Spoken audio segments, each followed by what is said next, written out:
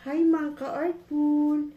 For today's video, sasabihin ko sa inyo kung anong books of accounts ang ginagamit ko as a sari-sari store owner. Dalawa lang ang binigay sa akin ng RDO ko. Isang cash receipt journal at isang cash disbursement journal. Dito sa cash receipt journal, dito may susulat yung pera o benta mo sa loob ng isang araw.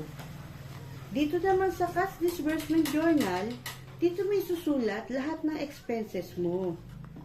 Ibig sabihin, sa cash receipt journal, perang papasok, cash disbursement, perang palabas. Sa cash receipt journal, 2 columns lang ang ginamit ko.